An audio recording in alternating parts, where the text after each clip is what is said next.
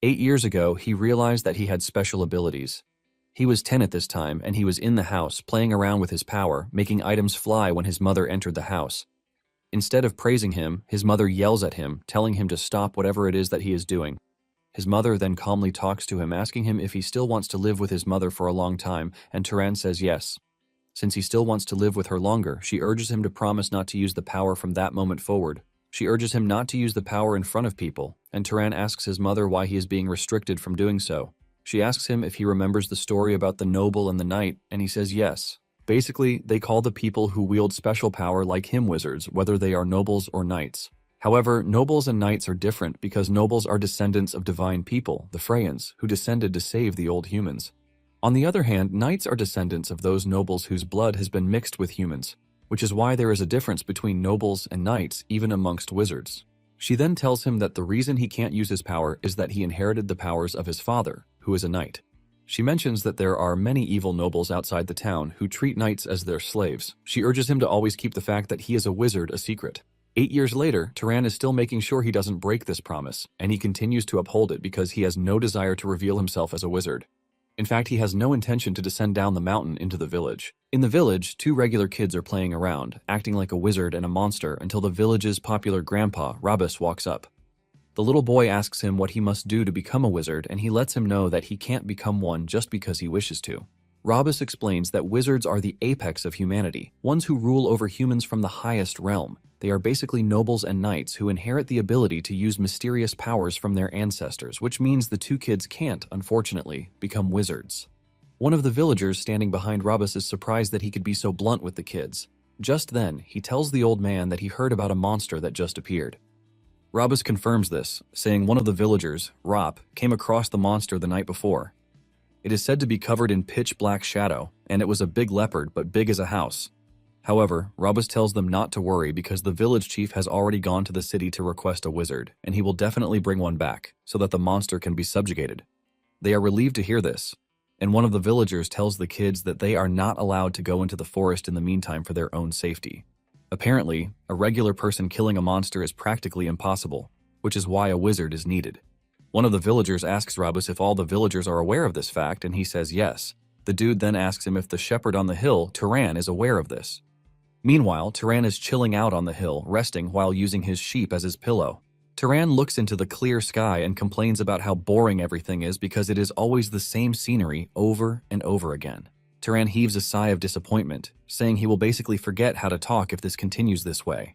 Just then, Rabus shows up on the scene, trash-talking him for sleeping when the sun hasn't even set yet. Turan ignores the old man as if he were not there, telling him to move aside because he is blocking the sun. Rabus cannot believe just how mannerless he is, and he asks him if he is still holding on to the incident from the past. Apparently, this is an incident where Rabus wanted to quietly turn the sheep into shared property after Turan's mother died. Without holding anything back, Turan lets him know that he is obviously still holding this against him. Turan mentions that he is not generous to the point where he has to share his mother's inheritance. In addition, he lets the old man know that they are not close enough to be asking him how he is faring, and he suggests that the old man say what he wants to say and get lost. Turan's cold reply gets to the old man, who wants to crash out, but Turan's expression cautions him. The old man finally reveals why he is there, telling Turan about the monster that just appeared. The old man describes how big and dangerous the monster is, but Turan is not really moved by this. Rabus is surprised that he is not surprised, even though he is the likely target in the village. Rabus admits that Turan is insanely brave, and he doesn't even know why he is that brave, but he lets him know that the village chief has already gone to the city to request a wizard. He urges Turan to be careful because he is just worried about him. However, Turan argues with the old man, saying he is not worried about him because he is actually worried about the sheep, not him. Rabus wants to crash out when he hears this, but Turan just tells him to make himself scarce, since he is done saying what he wants to. He even trash-talks him, telling him that his breath stinks so hard, leaving the old man to walk away dejectedly. Talking about monsters, they are beasts that wield mysterious power and magic. Just the same way wizards are to humans, beasts are to monsters.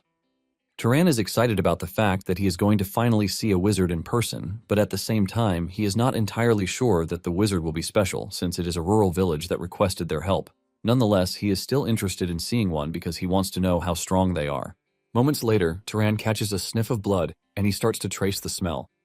Not long after this, he finds what is left of the old man who had just come to tell him to be careful. He has been torn apart like paper, and Turan is surprised that the old man just came to warn him, but he was the one who died first. Turan retains his cold, expressionless face while observing the body. He figures out that it wasn't a regular wild animal that killed the old man, which means it is the monster that did it.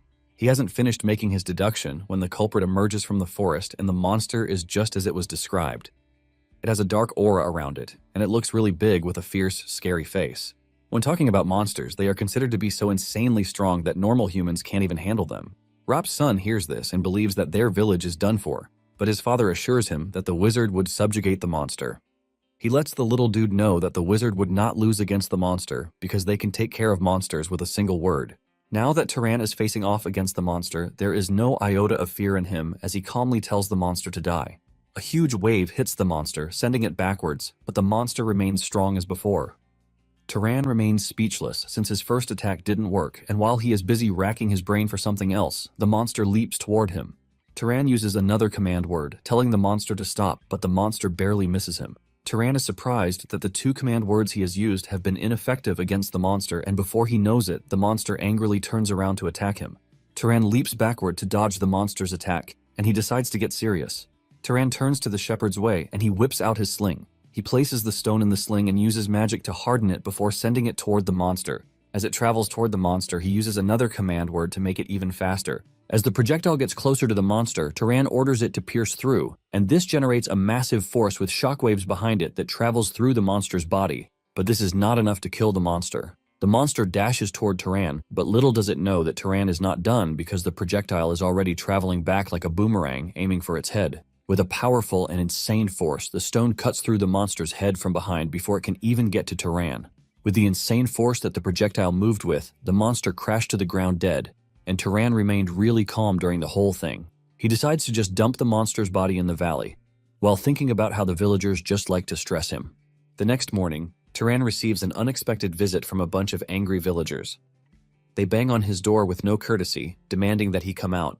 Apparently they are there to accuse him of killing Rubus, and the dude leading the charge grabs Turan by the collar, telling him that he is shameless. He claims that Turan hurt Rubus before throwing him out to be eaten by monsters. Turan calmly replies that he can understand why they would want to frame him, because the oldest man in the village died alone, instead of the young men who were too scared to fight the monster. Turan says they are choosing to frame him because it is the easiest way for them to shift blame from themselves to him. This really pisses off the dude, and he throws a punch at Turan's face, but he easily dodges the attack. Turan then launches a counterattack, headbutting the dude, causing his nose to bleed out like crazy. Deep down, Turan is pleased that he has magic because it makes everything really convenient. This is because if he wishes for something, it happens at the cost of mana. One of the attackers comes rushing at Turan, aiming to hit him with a stick, but Turan subtly whispers, telling him to fall over. His wish comes through, and the dude suddenly trips before getting to Turan. Turan continues toying around with the rest because he doesn't even need to do anything too serious to take them down. All he plans to do is deal with them well enough for them not to die. Turan soon grabs the stick from one dude and hits him in the face with it, while still using the dude as a shield to get hit by the others. In the end, Turan easily takes all of them while still hiding the fact that he is a wizard. After beating them all up, Turan berates them, telling them that they should have used the same strength that they used in fighting him to organize Rubus's funeral. After beating up the men, Turan asks the ladies with them if they are also there to fight him, but the women raise their hands, telling Turan that they want no problem with him, while telling him that they are just there to greet him. Turan doesn't really care since they don't have the guts to fight him like the men, and he tells the ladies to drag the men back down the mountain. When Turan returns inside his house, he knows that the event will not end there because they are still going to use this to rip him off when he goes to the village to trade. Nonetheless, he doesn't really care because he can just beat them until he gets a fair deal out of them. Turan believes that no troublemaker will come to disturb him again, since he has given them a good whooping already. He hasn't finished saying this when he hears a knock on the door, and he angrily flings the door open asking who it is. To his surprise, the dude standing in front of the door doesn't look like any of the villagers. Turan asks him who he is, and the man replies that he only wanted to ask a favor concerning his travels, but it appears that he caught Turan in an inconvenient moment. Turan apologizes for his rudeness, saying he had some uninvited guests earlier. Deep down, Turan doesn't even know if he responded in the proper manner since he doesn't talk to the villagers, even though his mother always taught him about manners. Trying so hard to make things better, Turan tells the strange man that he is free to come in if he is looking for an inn. Not long after this, Turan prepares what can only be considered a feast for the strange man. As they eat, they discuss along the way, and Turan lets him know that he doesn't really talk to the villagers because he was born and raised on the hill. In fact, he has been living as a shepherd all his life, and he tells the strange man that it is weird for the small town to get tourists. Surprisingly, the dude commends him, telling him that he has good manners for someone who grew up alone as a shepherd. Turan reveals that he learned from his mother, but he mentioned that she has already passed away due to an illness. The strange man makes the religious sign while assuring Turan that his mother is in heaven because she raised a good son. After they are done talking, the two get down to normal conversation, and Turan asks him what brings him all the way out there to the country town. The strange man mentions that he is on a contract because someone asked him to take care of a monster in the village, ultimately revealing that he is a wizard. Turan is shocked to hear this, and he figures out that the man is the wizard Rabus he was talking about. The wizard then tells Turan that he has a question for him, and Turan lets him know that he is free to ask. The wizard mentions that he can actually sense a monster, but he can't see one. And it is even stranger that Turan is really calm about the whole situation, even though he knows about what happened. The wizard mentions that Turan is the ideal target for the monster, but he doesn't look scared. The wizard tells Turan that he actually looks really brave for a shepherd who has never left the town, and with a calm, serious voice, the wizard asks Turan who he is. The wizard drops the bombshell on Turan, asking if he is a wizard, and this immediately sends Turan into damage control mode. In a flashback, he had asked his mother what would happen if anyone found out that he is a wizard. His mother explained to him that there are bad nobles, using shepherds like them as an analogy. She tells him that if nobles are shepherds like them, then knights are like the dogs that nobles keep. She tells him that they might tear him with love like family, but they can also sacrifice him if necessary. His mother tells him that she doesn't want this kind of life for him, and she reiterates the fact that no one can know that he is a wizard, especially other wizards. She lets him know that if they find out, they are going to take him away from her and turn him into their shepherd dog to be discarded at any moment. His mother lets him know that to prevent people from finding out that he is a wizard, he might actually have to kill people, and now, in the present, Turan is already considering this option. The wizard can see the cold expression on Turan's face, and he asks him why he is not answering the question. Before Turan can make a move to kill him, the wizard diffuses the tension, telling Turan that it was all a joke, but his cold expression has ruined it. Turan then calms down because he is also surprised, and he apologizes for this, saying he doesn't really have a good sense of humor. However, the wizard says he should be the one to apologize for flustering him. Turan smiles, telling the wizard that it is the first time for him to hear a wizard's joke, so it basically caught him off guard. The wizard then reminds Turan that they have not introduced themselves yet, and he reveals that he is Kaorn, a wanderer. The two shake hands on this, and Turan reveals his identity too. Turan reveals that he will be 18 that year, and Kjorn mentions that he will be 75. Turan is surprised by this because Korn doesn't look his age, and Korn reveals that wizards age more slowly than ordinary people. He adds that they even live longer, and Turan asks him how he ended up becoming a wanderer. Kjorn mentions that after serving the Arabian family for 60 years, he simply left and he decided to roam around without settling down in a place.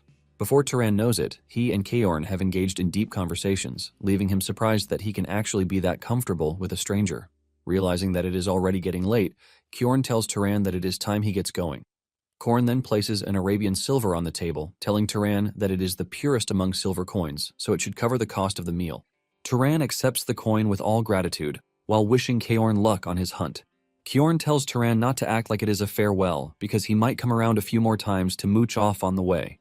The next morning, Turan heads to the field to gather his sheep, and he looks livelier than ever. It is understandable since it is his first time meeting a wizard and even having an enjoyable conversation that felt really comfortable. Turan admits that Kaorn had more humor than any adult he has met in his life. The night before, Kaorn returned with a game that he had hunted, and Turan just concluded that he is a good person. To Turan, he had always thought knights were emotionless hunting dogs used by arrogant nobles. Turan is left baffled on how he can tell Kjorn that there are no more monsters on the hill. That evening, Kjorn is seen investigating the forest, and he notices that there are traces of a battle, but he can't feel a monster's presence. He notices the stone conveniently lodged in a tree alongside the trees that have been cut down, leaving him to wonder if the monster has already been defeated. At the same time, he is curious about who might have hunted, wondering if the village chief left it to another wizard aside from him. Nonetheless, he believes that it is a relief because if someone killed the monster, the area has already become safe, which is the most important thing. Suddenly, he catches a whiff of something strange, and when he turns around, he sees the leopard monster that Turan defeated walking toward him. However, things have gotten complicated because the monster has turned into a wraith, and Kaorn freaks out because he doesn't expect someone to do something like this. While he is still trying to understand what is happening, the monster attacks him, forcing him to leap backwards. Apparently, a monster turns into a wraith if one defeats it and doesn't absorb or disperse the mana from its corpse. It is common knowledge among wizards, and he believes that everyone should know this. The monster charges at him again, but Kaorn leaps into the air to dodge the attack, and he can confirm that the person who took down the monster is a wizard, but he doesn't understand why they left it to become a wraith. He wonders if the person is a novice, but at the same time he doesn't want to believe this because there is no way a novice can take down a monster as strong as the leopard monster he is staring at. Since he can't fully understand why the monster was left to become a wraith, Kjorn just concludes that he has to destroy it. Kjorn conjures a magic arrow and fires it at the monster, but to his surprise, the magic attack is nullified. Kjorn is shocked by this because this only means the monster's mana is stronger than his. Before he knows it, the monster vanishes right in front of him, leaving him to panic because he doesn't even know what else the monster has planned for him. Suddenly, the monster appears behind, launching a powerful slash at him. Kjorn barely dodges the attack, but gets slashed, and it is at this point that he realizes that he is dealing with a monster that a mere knight cannot contend with. With his observation, he figures out that one would have to be a lower-ranked noble to have a chance. Sweat runs down his face from fear because running into such a monster in a remote village is the last thing he expected. Seeing how dangerous the situation is, Korn concludes that he is done for. But he has no intention of dying alone, as he plans to take the monster with him. He starts to concentrate all his mana into his hand, planning to stab the monster with it directly the moment it lunges at him. Just then, the monster does as predicted, and Kjorn leaps toward it too, ready to sacrifice himself to take it down. Just before the monster reaches him, a powerful magic blast appears in the distance and cuts through the monster, ultimately defeating it in one shot. Kjorn's expression shows just how relieved he is, and just then, he hears a familiar voice behind him, asking him if he is fine. Kjorn turns around in shock, expressing his disbelief that Turan is a wizard all along. Turan confirms this, and Kjorn asks him why he didn't tell him. Turan stays mute when he hears this, and Kjorn rephrases the question, asking Turan why he helped him, because he could have just walked away. Turan decides to tell him his reason, and to know this, he goes back to the night before when Kjorn returned with a wild animal he had hunted down. Turan asks him why he was playing a hero when he could earn a lot of money with his skills. Korn then reveals that the villagers are pitiful because they are living on the frontier with no basic protection. Turan reminds him that this isn't his fault, but Kjorn lets him know that he is a wizard who inherited the power of a god, so he believes that it is rightful of him to protect commoners. Kjorn admits that not every wizard thinks the way he does because everyone has their own thoughts and their own way of living. Now in the present, Turan tells Kjorn that everyone has their own way of living, just as he told him that night. Suddenly, the monster attacks them again, but they manage to get out of the way just in time. Kjorn then tells Turan that they can't handle the monster because it is a monster that one can't fight unless they are at least a noble. Turan tells Kjorn to leave and tell the village chief immediately so that they can evacuate, while he tries to hold down the monster. Deep down, Kjorn is worried that he stands no chance against the monster, but he still has no choice but to act his part. Just then, Turan tells him that he doesn't have to worry because if his last attack landed, then he has nothing to worry about. Kjorn is shocked to hear this because Turan is indirectly saying the last attack he used wasn't even his full strength. This leaves Kjorn in shock because Turan is basically playing on the same level field as nobles, or even higher. Kjorn watches as Turan starts to absorb the mana in the air, preparing for a devastating attack, and this is when Kjorn realizes that he is standing in front of a wizard who has the power to turn the world upside down. At the same time, Turan is willing to go all out because he is also curious about his limit. With mana overflowing around him, he is able to gather enough stones to serve as projectiles against the Wraith. Kjorn then tells him that he won't allow him to fight the Wraith alone, because, no matter how outstanding his talent is, the Wraith is a freaking tough opponent. Kjorn believes that they have to join forces, but he immediately changes his mind when Turan unleashes his first wave of attack, and he sees how deadly it is. He realizes that he is just going to get in the way, and the only thing he can do in that moment is to make Turan's talent bloom. Turan's attack leaves a powerful force, but when the dust settles, the Wraith remains active. Turan is shocked by this, and Korn lets him know that he can't kill a Wraith with physical attacks. Turan asks Kjorn how he is supposed to kill it without physical attacks, and he replies that the only way to kill it is through fire or lightning. Turan follows Korn's advice and tries to burn it, but this doesn't work, and Kjorn lets him know that he is getting it wrong. Kjorn cannot believe that Turan doesn't even know the most basic common sense of a wizard, because to apply a wizard's power to another living being, establishing the right process is a basic requirement. It starts to dawn on Kjorn that Turan might have been the one who killed the monster and left it to become a Wraith. The Wraith continues causing chaos in the process of trying to get Turan, but Kjorn has finally understood one truth, and this is the fact that Turan has never absorbed mana in his life. Kjorn then tells Turan not to light the fire, but he is expected to make it, then shoot it. Turan follows Kjorn's suggestion, and he starts to brew up a fire in his palm. Apparently, it is normal for a wizard to make a fire, but controlling it is where the issue comes in because it requires special training. However, he is left in utmost shock when Turan conjures a ball of fire with little to no stress. Turan then unleashes the fire on the wraith, increasing the intensity the more it touches the wraith. The wraith screams out in pain, and Kjorn tells him to keep increasing the mana into the fire so it doesn't go out, because he has to burn everything about the wraith into oblivion. Turan maintains the intensity while retaining his calm expression until the wraith is finally burned into nothing but a charred skeleton, shocking Kjorn because they just won against a tough opponent. Kjorn is rattled that a wraith that would have needed a noble was easily defeated by a shepherd from the mountains. Turan then asks Kjorn if it is over, and Kjorn tells him to absorb the mana first if he doesn't want to fight another wraith soon. Turan asks him how he is supposed to do this, and Kjorn explains that he has to imagine himself draining something inside him. Turan acknowledges this, and he stretches out his hand to do as told. Just then, the mana starts to leave the monster's body and it completely enters his body. Kjorn tells Turan that he is going to feel some sort of pleasure, and Turan admits that he didn't even believe it at first. Kjorn is forced to ask if it is really his first time absorbing mana, and Turan says yes. It turns out that after one's first awakening, mana grows slowly with age, and the best way to grow is to kill monsters or wizards to absorb their mana. However, it is more shocking that this was Turan's first mana absorption, and he is already able to handle magic at such a level. This tells Kjorn that Turan's innate potential is on a different level. Suddenly, Kjorn calls Turan's name, apologizing for his rudeness while asking him which house he belongs to. Turan simply tells Kjorn to take off his injured arm first, and Kjorn is shocked to hear this. They return to Turan's house, and after cleaning the arm and applying a bandage to it, Kjorn apologizes for stressing Turan out. However, Turan reminds the dude that he has already told him countless times that he is not from an esteemed home because he is just a shepherd who doesn't even know who his father is. Kjorn then asks him why someone as powerful as him would be a shepherd. Kjorn assures Turan that he has no intention of belittling him, but he lets him know that it doesn't suit him at all. Turan reveals that it was his mother's request, explaining to Kjorn that his mother said nobles only use wizards and discard them. After hearing this, Kjorn tells Turan that his mother was wise. Turan is surprised because he was expecting Kjorn to call his mother an overprotective person, but Kjorn lets him know that his mother was wise. He explains that wizards have great power, and this inevitably brings conflict. He explains that some years back there was a major war between great noble houses, and it was a war between the House of Arabian, which he served, and the great House of Zahar. He reveals that so many lost their lives in this war because out of roughly 3,000 Arabian knights, more than 900 died. Unfortunately, everyone close to Kjorn was among the casualties. Kjorn mentions those who died in the war, and this includes his beloved wife and son. Kjorn reveals that he was the only one left, which is why his mother was right to an extent, because a knight's life can vanish more easily and more meaninglessly than even commoners. However, he lets him know that his mother was wrong about one thing, and this is his aptitude.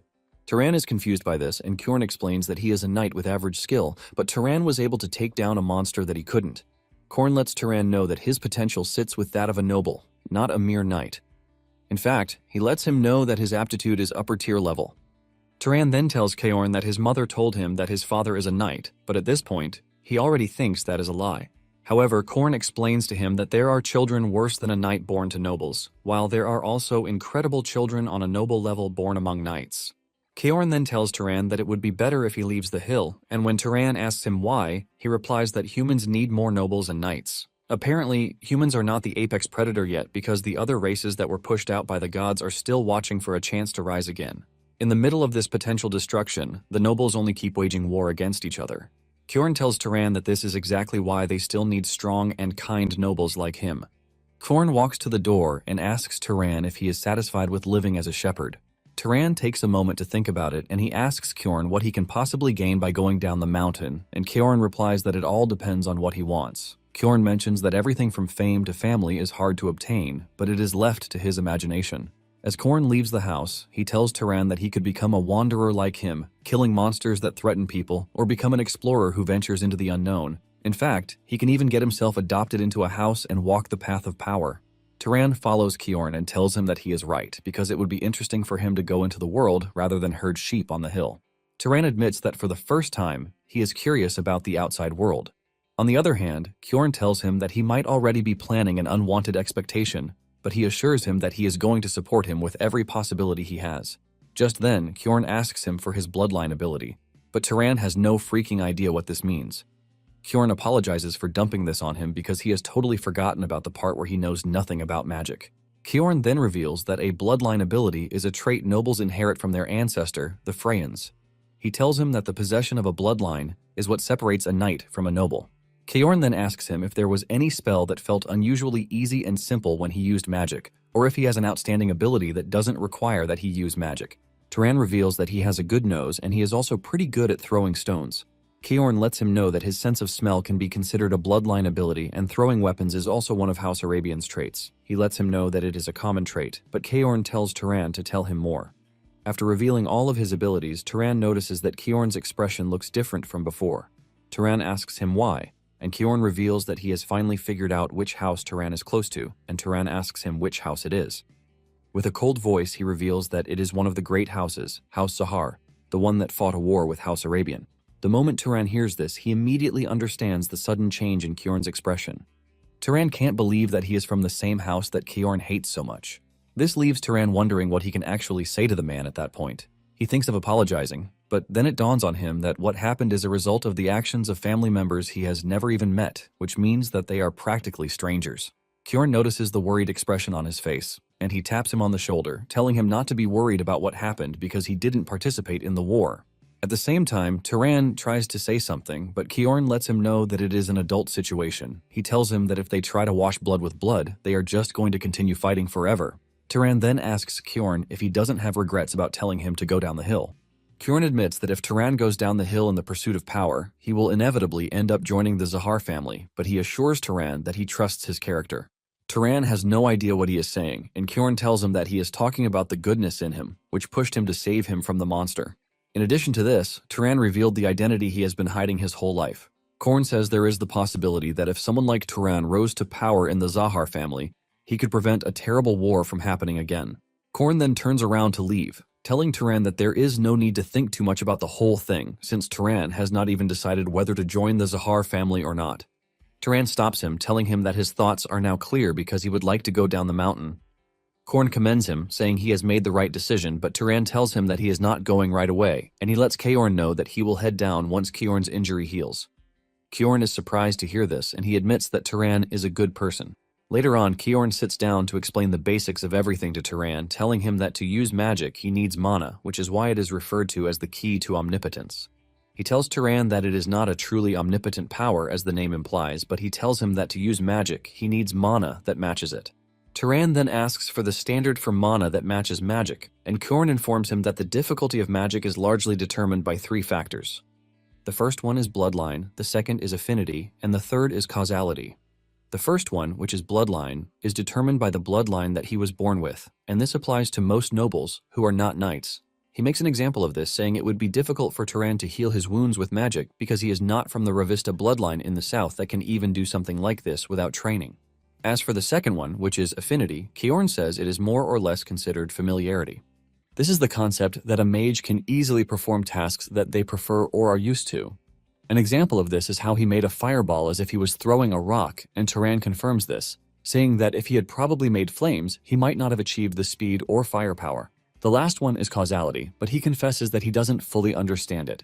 Kjorn asks Turan what he thinks would happen if he tried to kill him directly using mana, and Turan replies that some light would shine from his head, and that would be it. Kjorn tells him that this is the exact phenomenon that occurs from a lack of causality.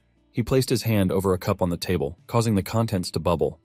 He lets him know that something like this happens when there is no appropriate cause for a desired outcome, and when what needs to be achieved is excessively difficult.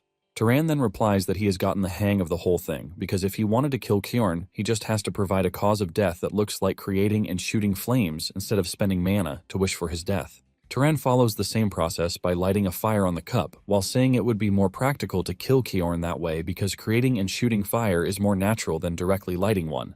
Kjorn is pleased by just how Turan was able to explain everything, and he tells him that he could have become a professor instead of a mage. Turan tells Kjorn that he can control animals as he wishes, but wants to know why magic beasts need causality. Kjorn tells him that this is because of their mana, and the two continue having a long, boring conversation about how magic works. In the end, Kjorn tells Turan that the Zahar bloodline also has special magic, which involves being skilled in stealth and tracking. He suggests that Turan tries it out, and he agrees to this. Turan makes his wish not to be seen, and to Kjorn's surprise, Turan actually succeeds. Turan becomes visible again, and a worried Kjorn tells Turan that it's been a while since he's seen it, admitting that it is a frightening ability. He tells Turan that this was the ability that the Arabian Knights feared the most during the war. However, Kjorn lets Turan know that it is not invincible, even though it appears that it is quite powerful. Kjorn then tells Turan that he is going to teach him more magic training methods, forcing Turan to ask him if he is not teaching too much to an enemy family's mage. Kjorn tells Turan that he healed and saved him, but also reminded him that he trusts his character. Later on, Turan heads down to the village to inform them of his plan to sell the sheep and leave. In fact, he has already packed his things, and the village head freaks out, asking him why he would make such a decision without consulting them first. Turan simply tells the man to sort out a way to find a shepherd because he doesn't think it is anyone's business what he does to his belongings. However, he tells them to buy the sheep at a fair price because if they don't, he is just going to release all of them and leave. Turan says that they are free to try and capture the sheep after this, but he is confident that they are going to have a hard time doing so. The village chief is frustrated, but he knows that Turan is one who keeps his word, and there is no point in irritating him. The village chief has no choice but to pay for the sheep, telling him to do whatever he wants. After this, Kjorn and Turan set out, but Turan suddenly remembers that the villager still owes Kjorn compensation, and Kjorn lets him know that he has no intention of collecting the fee because Turan was the one who subjugated the beast. Soon afterward, they come to a fork in the road, and Kjorn tells Turan that this is where they part ways.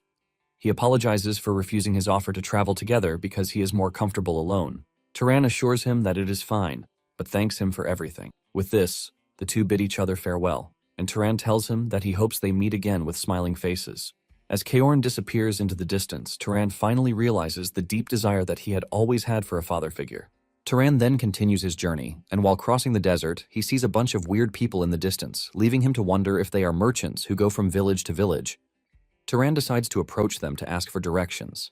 The group initially thinks Turan is trying to challenge them, but he tells them that he is traveling alone and needs directions to the nearest city. The man with an eye patch then tells him to follow the road that they came from, revealing that he is going to reach a city called Murai. Turan then gets out of the way, thanking the group for telling him.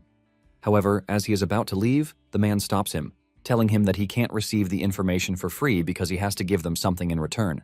Before Turan knows it, the group has surrounded them and they are armed. This is when it dawns on him that he is dealing with bandits, and the man with an eye patch tells Turan that he is in a wasteland where no one would find it strange that someone died. He urges Turan to take off his belongings while they are being nice to him because killing him would just give them more stress.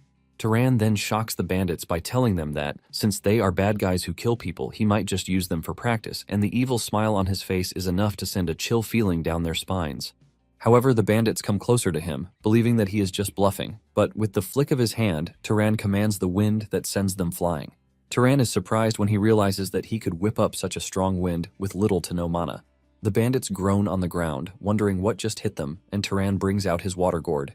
He draws water from the gourd and shapes it into arrows that he uses to pierce a bandit's body. Turan doesn't entirely feel fulfilled because he believes that throwing stones is stronger and faster. At this point, the bandit leader realizes that they are screwed, and he starts begging Turan to forgive them. He assures Turan that they are going to give him anything, but while he is begging, the others are trying to jump Turan from behind. Just as they are about to reach him, Turan stomps his feet on the ground to create sand spikes that impale all of them, shocking the bandit leader to his bones. Turan then tells the dude that he has one question for him, and the dude assures him that he is going to answer what he asks him. He asks the dude why they attacked him without a plan because just as they have seen, he could have been a wizard. The bandit leader then replies that Turan bowed his head even when they were speaking rudely to him. In addition, he bowed his head when he greeted them, so they just assumed that he was an ordinary person. Turan thanks the bandit leader, telling him that what he said has just taught him something important. The bandit leader is still asking if Turan would spare his life when he looks up to see death coming for him. Before Turan and Kjorn left the mountain, Kjorn had told Turan never to show mercy to scum like bandits because they never hesitate to hurt others. Turan understands that he cannot spare bandits because a life he spares out of pity could end up harming 10 good people. Turan then prepares to leave, and he takes the same path that the bandits were coming from. However, as he proceeds further, Turan cannot help but come to the realization that he just killed people. Even though he felt some level of guilt, he knew he couldn't spare the bandits because Kjorn explicitly warned him not to. After walking through the wasteland and thinking over and over about Kjorn's teaching, Turan finally finds himself in a new world. He is able to look from above to see the small city of Murai, and the moment he enters the city, he is blown away by the crowd because it is his first time seeing so many people in one place. Turan is stunned because even the architecture is totally different from that in the village. To Turan, he finally gets the feeling that he has come to a city. Turan then walks up to a man selling fruits, and he greets the man. The man assumes that Turan wants to buy something, but Turan tells him he is not a customer. He remembers Kaorn's words, telling him that he should look for an inn whenever he gets to a city. Turan asks the man to show him the way to an inn, but the fruit seller just shuns him off, telling him to get lost since he is not buying fruit. Turan wonders why the man is acting rude because he doesn't know if it is a rule that he has to buy fruit before asking questions. Turan then points to an apple, and he asks for the price. The seller reveals that it is 2 ducat, and Turan brings out 2 coins, which immediately tells the seller that Turan is an outsider. Nonetheless, he lets him know that it is also fine to pay with other coins. Just as he is about to pay him, Turan asks him where he can find an inn, and the man tells him to go straight down the road behind the cape shop before turning left. He says it is the building with a blue roof, and it is the biggest inn in the city. Following the dude's description, Turan arrives at the inn, and he is welcomed by the inn staff, Lena. Turan asks how much it is for a night, and the lady replies that it is 16 ducat. Turan agrees to pay, but tells the lady that there is something more that he is curious about. He asks her if there is a monster nearby with a bounty on it. Lena is initially confused by the question, but Turan is asking this because he has to kill monsters and absorb their mana. In addition to this, hunting monsters would also bring him good money, according to Kaorn. Turan notices Lena is not answering, and he asks her why. She replies that there is no such thing as free in the world, and after making her happy, she tells him to head to the city halls, but Turan has no idea what city halls are. Lena explains that this is where they handle various public affairs, and the officials who work there are employed by the city lord. However, she lets him know that it is likely closed since it is late already. However, she tells him to go to the city the next day because this is where he can find a monster bounty. Lena then asks him if he is a monster hunter, but Turan has no idea what this means. Lena explains that there is a saying that if an ordinary person hunts monsters, they become a wizard, and she assumes that Turan is trying to become a wizard. Just then, a strange dude, Madan, who is a monster hunter, shows up behind Turan, telling him that what Lena just said is a fact because he saw it with his own eyes. It appears that Lena and Madan are familiar with each other, and she is surprised that he is still alive. Madan boasts that he already told her that he is not dying until he becomes a wizard. Turan becomes curious about what Madan said, and he asks him if he can say more about it. Madan explains that since wizards get stronger by killing monsters, the same principle applies to an ordinary person who kills a monster, which means that they can become a wizard. Madan reveals that he and his crew are hunting monsters to become wizards. Turan excitedly asks them if any one of them is already a wizard, but Madan says no. He mentions that in the city, there are only the Lord's wizard and 3 under him. Since Turan said he hunts monsters, Madan berates him, telling him that his gear is way too shabby and he doesn't even have a weapon. However, Turan lets him know that he does, and he brings out his sling. Madan is impressed by how worn out the sling is because it shows that Turan has used it a lot. Turan admits that he has because it is good for firing something about the size of an egg quickly. Madan then tells Turan that he can hunt fox monsters or rabbit monsters with the sling. Madan mentions their desire to add one more shooter to the team, and he asks him if he is interested in hunting them. As expected, Turan humbly declines the offer, but thanks the dude for the consideration. Later that night, Turan retires to his room, thinking about how chaotic the day has been. He wonders what is going to happen in the future because he didn't believe that he would actually leave the village. Turan is playing around with his magic when his senses tell him that someone is around. He gets up from his bed and demands to know who is outside the door. It turns out that Kaorn had told him never to let his guard down, even when he is staying in an inn, because being in a city doesn't mean it is safe. Turan then prepares for an attack as he walks to the door to open it. To his surprise, the person standing at the door is Lena, who is asking him dumb questions as if he were asleep. Lena tells Turan that she is there to keep him warm because she thought his room could be cold. Turan is completely confused, and he asks her what she means by this. Lena touches her chest, revealing that it is exactly what he heard. But Turan remains confused by the whole thing. Lena then tells Turan that she is ready to do what he wants for a small amount of money. And Turan asks her what would happen if there is nothing that he wants. Lena grabs Turan by the shoulders, telling him not to lie because she can tell just by looking at his face. Turan's expression immediately goes cold, and this is because he remembers Kaorn warning him not to get involved with inmates since most of them carry diseases. Although wizards are resistant to diseases, the issue is that he can pass it on to another woman if he is not careful. Kaorn tells Turan not to let his desire trap him into something he will regret. Turan ends up turning Lena away and she walks off in anger. It starts to dawn on Turan that living in cities is a big deal because he had an encounter with the fruit shop seller, and he is already dealing with Lena too. Turan returns to his bed, thinking about how they put prices on little things, and this tells him that cities are really cold-hearted. Meanwhile, one of Medan's crew asks him why he wanted to recruit Turan earlier because he doesn't look like much. One of them even says Turan has a cocky mouth and he will be good as monster bait. Medan then tells his comrades that Turan reminds him of himself when he was young. Apparently, Medan was worried about the kind of weapon that Turan uses for hunting. Medan wants Turan to stay by his side so he can at least live a bit longer. His crew members cannot believe just how good-hearted their boss is, and unknown to them, Turan can actually hear them from his room. He lets off a short smile when he hears this because he realizes that the city might not actually be entirely cold-hearted, like he thought. The following morning, Turan heads to the hall where he finds a rude official. He tells the man that he wants to hunt monsters, but the man's expression and silence remind Turan of what Kjorn told him about how the world won't be kind to him. Turan asks Kjorn why the world won't be kind, and Kjorn says, because it has no reason to be. He tells Turan that the only way to get people to treat him kindly and with respect is to reveal that he is a wizard because this will make ordinary people bow their heads. The official then hands him a book, telling him to take a look at it before handing it over. Turan realizes that it is a crow monster, and the man urges him to bring the corpse back if he can kill it. The man tells him that killing the monster and not absorbing the mana will turn it into a wraith, but Turan already knows this. The official lets him know that the penalty for this offense under the city law is execution. Turan then asks the official if knights don't hunt monsters, and the man replies that knights don't have spare time on their hands to do this. Basically, a knight's job is to maintain order in the city, while hunting monsters outside the city is for people like Turan. Turan ignores the dude's rudeness and leaves to hunt the monster, but the official believes that he is just going to die. Not long after this, Turan returns with a monster crow with a big hole in its chest, leaving the officials in complete shock. They are even more surprised that Turan was able to bring back the monster's corpse pretty fast. They ask him if he acted alone, and he says yes, and instead of arguing with them, Turan just asks them for the bounty. One of them rushes to the counter to grab the money, and as he hands it over to Turan, he suggests that he get some rest because he must be tired. The officials are left in confusion because Turan killed the monster in such a clean way that almost everything is preserved.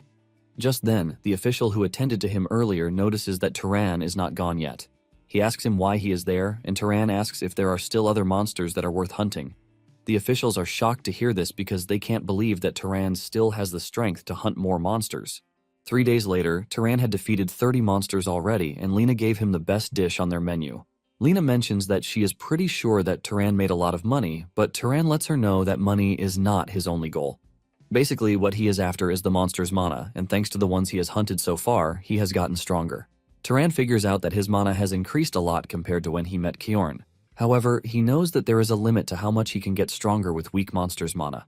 Moments later, Turan has finished the food in front of him, and he even believes that someone shared the food with him, but they tell him that he ate everything himself. Turan commends the chef, telling him that the food was delicious, and the chef accepts this compliment, saying he is going to make it better next time. Turan is about to leave for his room when he is grabbed from behind by one of Medan's lackeys, who demands that Turan give them money because they heard he has been making a lot recently. Turan doesn't argue with the dude as he slaps him across the face, shocking him and his friends.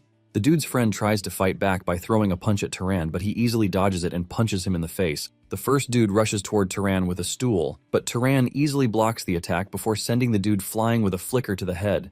Lena then screams at the group, telling them not to fight in the inn. Later on, Medan shows up at Turan's door, bowing his head to apologize for what happened, while telling Turan that he has already scolded the two culprits, assuring him that it will never happen again. Medan mentions that the group has been tight on money lately, and they must have gotten jealous because of the huge amount Turan is making. Medan yells at the two, telling them to apologize, and they follow their boss's orders. Turan then asks Medan if things are that hard, and he reveals that in 3 days, they might not even be able to pay the room fee. Just then, Turan hands him a money pouch, shocking Medan, who asks Turan why he is giving them the money. Turan then tells him that it is repayment for the kindness he showed when he said he was worried, which is why he wanted to bring him along. Medan is stunned when he hears this, and he asks Turan how he knows, but Turan ignores the question. However, Turan reminds Medan that nothing is free, and he asks him to give him some information. With a bright smile on his face, Medan assures Turan that he is going to tell him everything he knows because information is what he is good at. The next day, Turan heads out on a hunt, which he believes might be his last in the city because Medan already gave him information about the next city, so it is time for him to leave. It turns out that Medan gave him some really good pieces of information, and it appears that Medan is also a good man. Even though he is not as seasoned as Kjorn, this makes him purer and kinder. Suddenly, Turan catches a whiff of a strong smell, and he dashes in that direction immediately, hoping that it is not what he thinks. Turan arrives at where he caught a whiff of the smell, which is none other than blood. To make it worse, he finds the dude who fought him the day before with a bloodied body. As if this is not enough, he turns around to find Madan's body on the ground, leaving him to wonder what might have happened. Just then, one of the crew members, who is not dead yet, manages to speak up, telling Turan that it was a rabbit monster. Turan turns around to find the culprit staring at him, and suddenly, the rabbit lunges at him with blinding speed. Turan almost gets hit but manages to dodge the attack in the last second. Turan then whips out his sling and hurls a stone at the rabbit, but to his surprise, the rabbit dodges the projectile. This is when it dawns on Turan that the rabbit is already used to defending against long-range weapons. The rabbit then lunges at Turan again, but this time around, Turan becomes invisible, leaving the rabbit totally confused. Before the rabbit knows it, Turan appears behind it and he plunges a dagger into its neck. However, the rabbit still launches a counter-strike that sends Turan backwards. The rabbit doesn't waste time before coming after Turan again, forcing Turan to go invisible again. Annoyed, the monster starts wreaking havoc wherever it thinks Turan might be hiding, cutting down trees in his path as if it is nothing. After losing its strength, it lets out a loud shriek before dying to blood loss. With the monster dead, Turan absorbs its mana, and in the process, he notices that the amount of mana that he is absorbing is different. In fact, it is more than the leopard monster that he encountered back in the village. Just then, the last dude on the team who told him about the rabbit expresses his shock that Turan is a wizard. Turan confirms this, and the dude asks him why he is hiding his identity. Turan ignores the question, and he asks the dude if they have family members to whom he can pass their belongings.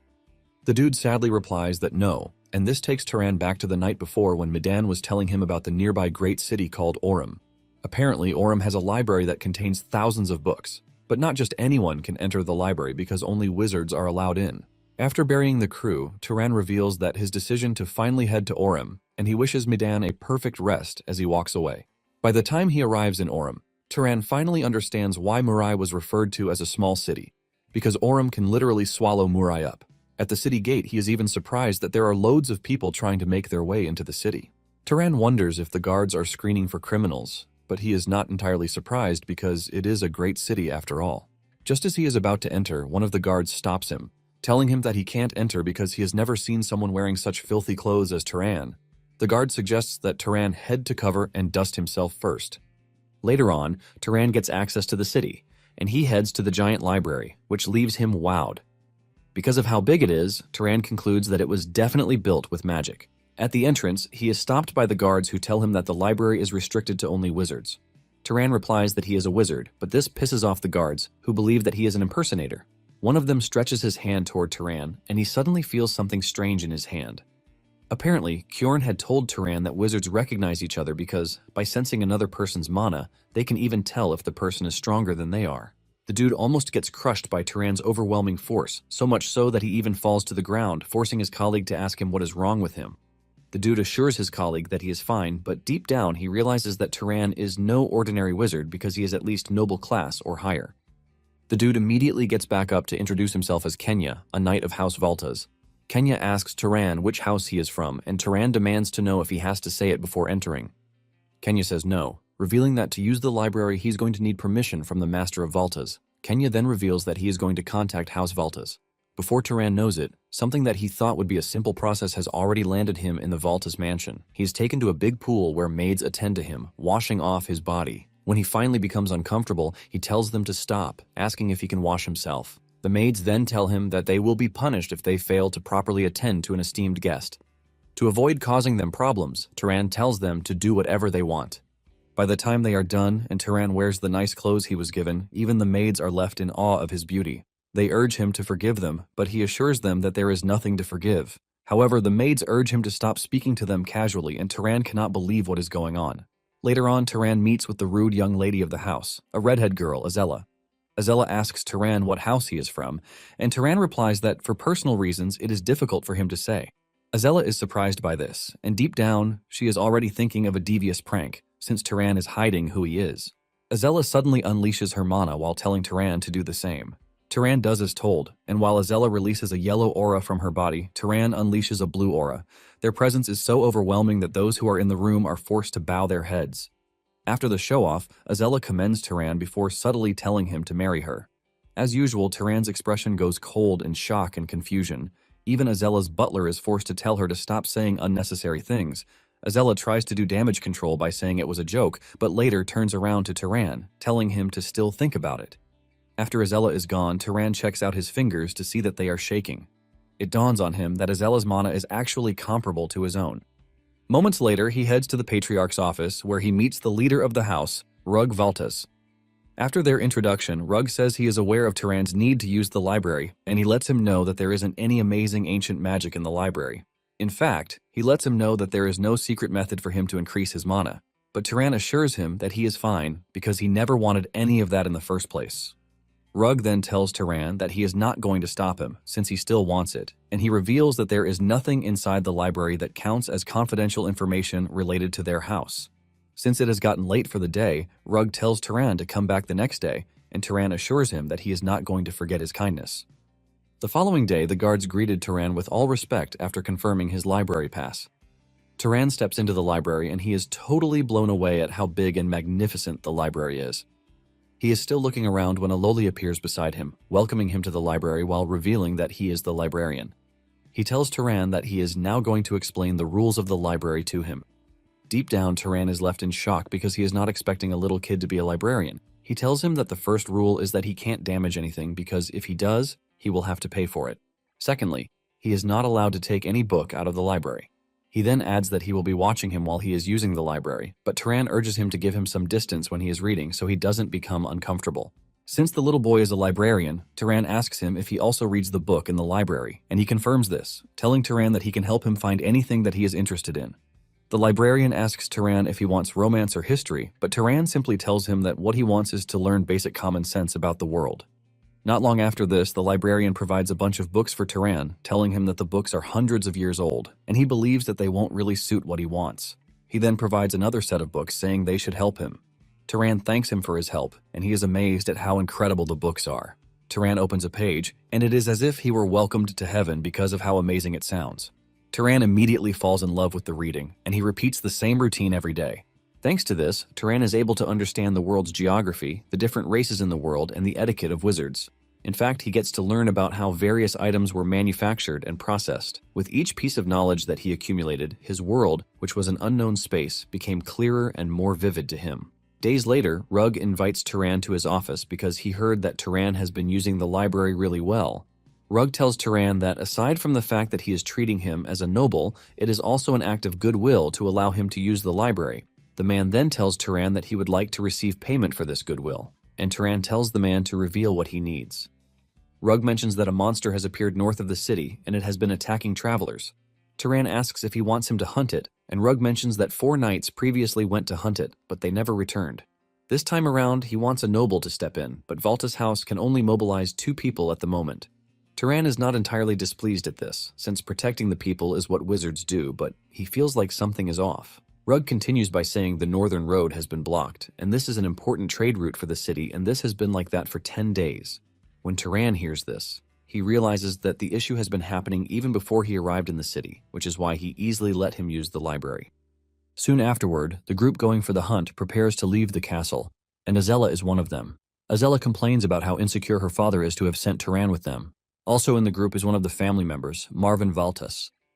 As they proceed into the forest, Marvin asks Turan if he is interested in Azella, but Turan says no, and Marvin replies that this is a big relief. Moments later, they find a wrecked carriage, which was the handiwork of the monster that they are tracking. The soldiers look around to investigate the area, but Turan is the first to catch wind of what is really happening. He tells the group that the monster they are after is a monkey, and Azella is curious to know how he came to this conclusion. Turan points to the handprint in the distance, and he reveals that the monkey must have attacked those in the carriage before heading back to the forest. Turan tells them that they should be able to find the monkey if they follow its trail. Azella reveals that she doesn't have this kind of magic, and neither does Marvin. Turan then cuts in, revealing that he is going to try to have a look. Azella is surprised when she realizes which bloodline Turan falls to, and Turan picks up a cloth from the wreckage to lock onto the monkey. Turan senses where the mana is coming from, and he points in the direction that they need to go. Not long after this, they arrive at a stream where the trail ends. He tells them that the monster must have washed off in the water, and Azella is shocked to hear that a mere beast is able to do that to avoid being tracked. Turan tries to calm them down, telling them that it might have washed off just because it wanted to. Suddenly, Turan catches a whiff of the smell again, and he screams out, telling them that the monster is behind them.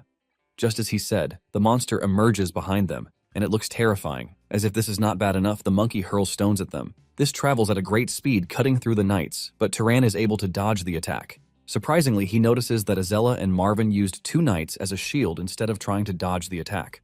Turan is extremely disappointed, and he realizes that his mother wasn't wrong at all.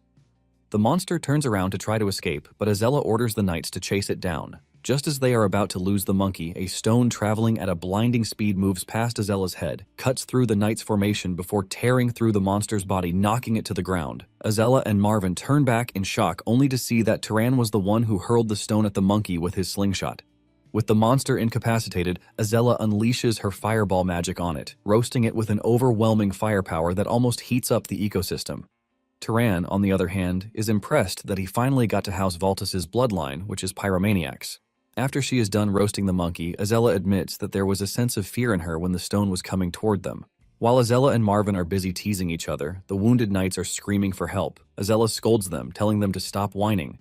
There's even a dude whose entire arm got torn off, leaving the team to start rendering first aid for the wounded knights. Turan, on the other hand, is thankful that there are no casualties, and even though it was a surprise attack, he believes that they could have avoided serious injuries. He is pretty sure that Marvin and Azella are stronger than the knights, but they still went ahead to use people who are weaker than them as shields. Marvin notices the weird expression on Turan's face and he asks him what the issue is, but Turan tells him that it is nothing. Azella then tells Turan that he is welcome to absorb mana with them. Turan agrees to this and the trio surrounds the monkey to start absorbing the mana. Apparently, Turan had read in a book that even if multiple people absorb mana at once, the degree of enhancement doesn't reduce. Not long after this, Marvin and Azella stop because they are already at their limit, but to their surprise, Turan is still in the process of absorbing mana. Azella finally understands why her father told him to follow them because his level of spell proficiency and mana capacity even rivals her own. In fact, it is more surprising because Turan is a noble who hasn't even reached his growth limit yet. Later on, the group returns to the castle, and Marvin commends Turan, telling him that it was thanks to him that they were able to defeat the monster. However, Turan tries to remain humble, saying it was nothing special. In fact, he regrets the fact that he didn't notice it early, giving the monster the chance to land the first strike. In addition, Turan doesn't think the monster would have the search ability as well. They are surprised when they hear this, and Turan explains to them that different abilities awaken depending on the monster's external traits. He lets them know that the monkey they killed had big hands and big eyes, but it doesn't look like its original form. Turan believes that the monkey likely awakened an ability to throw things with great force and the ability to see far away or to see through the forest. Marvin is blown away at how good Turan is with these types of things, and Turan mentions that he looked through a monster encyclopedia at the library. Marvin is surprised by this because no one goes to the library, as it is considered stuffy. Azella admits that she went in once a long time ago because she was curious, but it was filled with difficult books, so she left without even reading half a volume. Turan then tells the two that the next time they get the chance, they should ask the librarian if there are any easy books. Azella is confused when Turan mentions a librarian because she didn't know of any librarians. Later on, Turan heads to the library, and the librarian welcomes him with great excitement. Standing in front of the librarian, Turan realizes that he made a mistake because the dude doesn't exactly look like a librarian.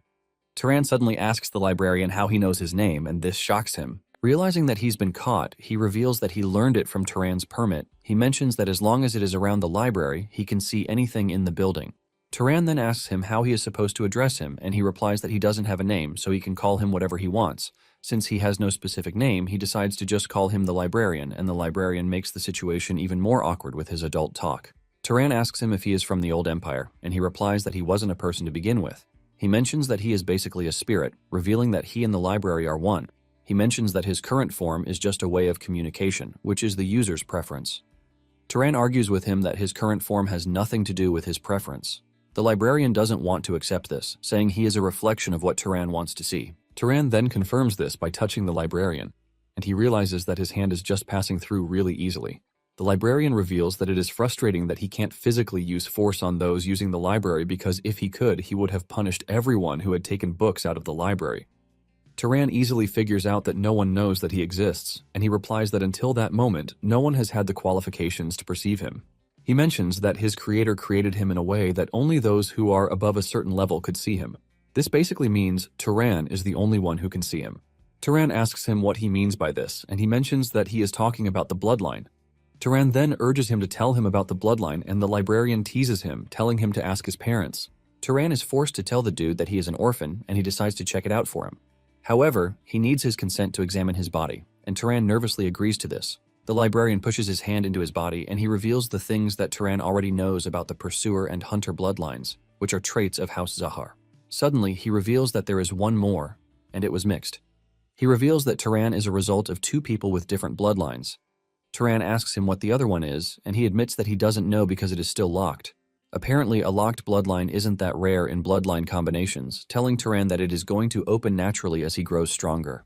Turan finally confirms what he has been suspecting, that his mother was far too educated to be a commoner, and there is every possibility that she was a descendant of some noble. Turan then thanks the librarian for his help, telling him that he is grateful, but the librarian suggests that he stay one more month if he is really grateful. After this, Turan continued using the library, but the librarian was always by his side. Turan asks for explanations about books, and the librarian explains what he wants to know for him. In fact, he knows about knowledge that has been lost for thousands of years.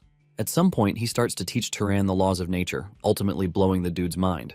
Turan also learns about how every disease emerges from microorganisms and that the decay of living things is caused by the feeding of such germs. In fact, he was able to grasp basic principles too. Things like the refraction of light, the generation of heat through friction, and the process of how living things get injured and how they heal. Later on, he conducts an experiment on decay, and his mind is blown when he is able to get it done. Thanks to everything he has learned so far, he is able to raise his skill as a wizard. He then tells the librarian that maybe some great houses are monopolizing the knowledge because if every wizard knew this, they would lose their competitive edge. The librarian finally understands why people's level of knowledge keeps dropping as time goes on. Before he knows it, 1 month dawns on them, and Turan tells the librarian that it is time for him to leave. The librarian is surprised by this, and Turan mentions that Rug is already giving him hints to leave. The librarian is devastated by this, and he leaps toward Turan, begging him to take him along, but he simply falls through Turan's body. Turan asks the librarian if he can leave the library, but he says no. However, he assures Turan that he is going to take care of him if he stays, but Turan rejects the offer. As Turan leaves, he assures the librarian that he will come visit from time to time, telling him that there are so many books he hasn't read yet. With this, Turan packs his things, and he leaves the city. He procured a map from the library, and from this map he learns that House Zahar's base, the Enril Desert, is east of Orem. Turan decides that it is time he heads to Zahar to find clues about his parents. That night, Turan camps out in the woods because he is not interested in rushing, since the clues would have disappeared all this time if they wanted to. As he continues his journey, he also takes out monsters along the way. The next day, he spots a horse protecting its unconscious owner from 2 dark elves. The two are frustrated that they are being pushed by a freaking horse. To take out the horse, the elves use their necromancer power to raise the dead monsters in the area.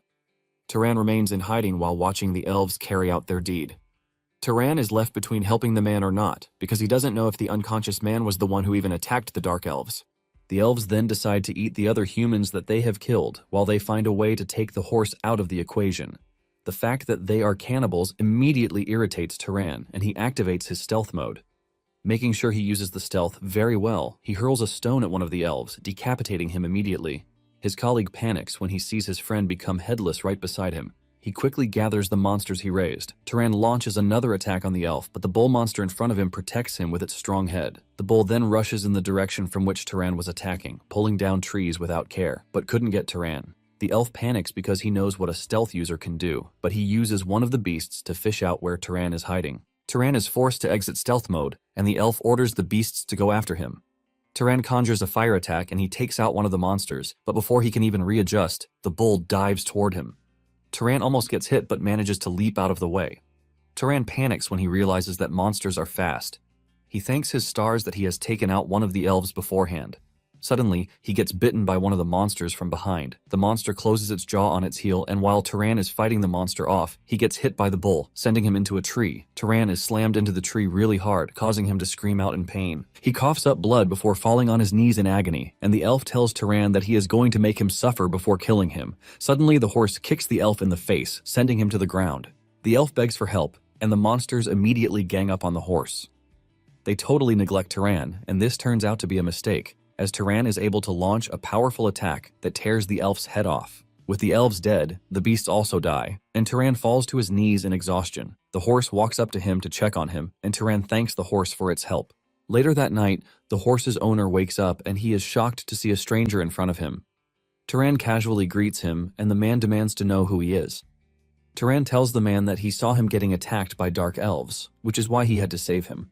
The horse walks up to the man, and he pets it, while revealing that its name is Tilly. Turan tells the dude that his horse is a good horse because it understands that it has to protect its master. The dude then thanks Turan for saving him, revealing that he is Aziz of Hausberg. Turan also introduces himself before asking if there was any particular reason he came into conflict with the Dark Elves. Aziz mentions that he was simply on a pilgrimage with his retainers when he was attacked by elves without provocation. Aziz says he has always heard that other races were savages, but he never expected it to be this bad. Aziz takes a moment to cry before apologizing to Turan for showing emotions. He reveals that he lost some people who are actually precious to him, and Turan asks him if they were his family.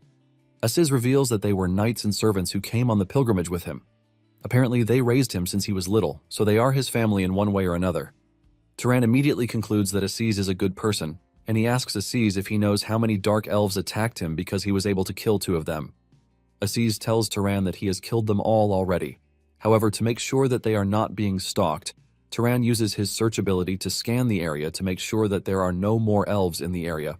Aziz then asks Turan if he has any urgent business at that moment, and Turan reveals that he is in the middle of a pilgrimage himself. Aziz is surprised that Turan is on a pilgrimage, even though he is quite powerful, and he asks if Turan is the child of some great house. He also wants to know why Turan is alone, and Turan replies that it is difficult to explain, while revealing that he is not that strong. He explains that he only managed to win by ambushing one of the elves while getting help from Tilly to fight off the other. The 2 end up unleashing their aura to see their level of strength. When they are done, Turan is surprised to see the amount of mana that Aziz has in his mana tank. He realizes that Aziz would probably have more mana than him if he hadn't absorbed the Dark Elves' mana. Aziz assumes that Turan is noble-born and from a powerful bloodline.